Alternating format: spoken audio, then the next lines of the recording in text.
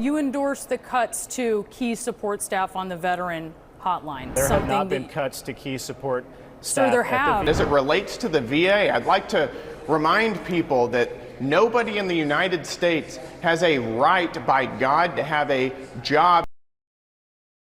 Let's jump into a few clips of Republican partisan hack Jim Banks, the Republican senator from Indiana, being a MAGA clown on Fox News. You really can't expect any less in defense of Musk and Trump himself. So take a second to hit that like button and let's get into the video with our fact checks very much ready. You endorsed the cuts to key support staff on the veteran hotline. That's there something have not been cuts to key support Sir, there staff have. at the VA. The VA is going to work more efficiently, and DOGE is going to recommend and find ways to do that. And Congress, it is true.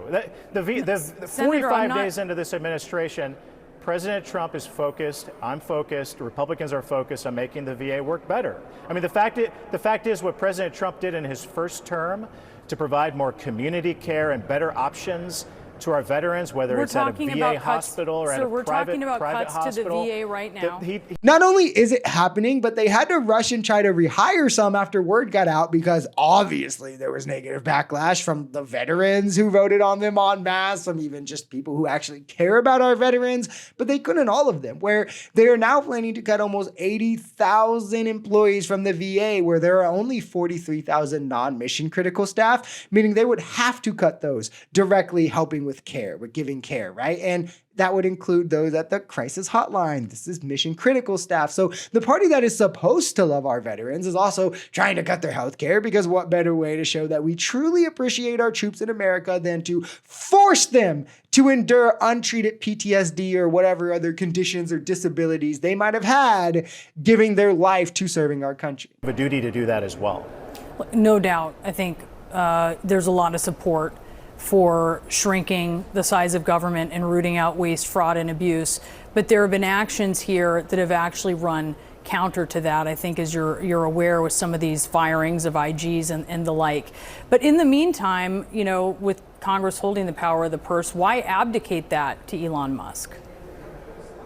It's not an abdication. It's Elon Musk and the President of the United States rooting out waste in the federal government. The people do support that mission, but polling on DOGE is unbelievably low. It's lower than most of the agencies they're trying to gut, so they definitely do not favor them doing it. They also don't favor things like Medicaid, Medicare, Social Security, veterans, healthcare, and more being touched. Also, it is complete abdication. I don't know why he would say it isn't. Funds are appropriated through Congress. This is constitutional. Once appropriated by Congress, not even the president is supposed to be able to reverse that. Just think, what means do bipartisan deals have to go through where one side is making concessions to get like a certain thing included in the bill, if 3 months later Elon can just turn around and cut that? How does Congress function on a bipartisan manner in this way? Assure veterans that their services will not be interrupted by these cuts.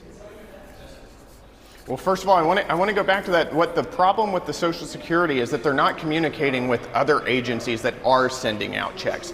That's what they've identified. But as it relates to the VA, I'd like to remind people that nobody in the United States has a right by God to have a job at taxpayer expense. Also, remember, guys, you can't stress this enough. This is the party who sells themselves as truly caring about our veterans, now stating openly in an interview, well, who cares if we force them to lose their job? Who cares if we recklessly fire them, you know, after they spent their life in service for our country, where in many cases their injuries or disabilities sustained could make other forms of employment really hard. They don't deserve their jobs because God didn't tell them they deserve their jobs. Like, holy shit, I hope Republicans keep doubling down on this all the way to the 2026 midterms, because boy, are we going to kick ass if they do, where their jobs, these veterans, not the Republicans whose jobs probably should be recklessly cut, but the veterans' jobs are being cut by Elon and Trump. Elon, who makes much more money from the government than any of these people he's firing, and the VA ensures half of our veterans now gutted by Trump and Elon with these massive headcount reductions, 80,000, where again, the VA is already understaffed and underfunded. Now, Medicaid, which funds around 10% of veterans' health care, $880 billion cut as well. So you've got to love that, right? Veterans, this is what everyone should be mentioning. Mention it to your friends, to your family, to strangers. Mention it to every veteran you see. It should be all over social media, on the news. Like, we should be pulling away veteran support. Veteran support should just be pulling themselves away, right? From the party that very clearly doesn't care about them.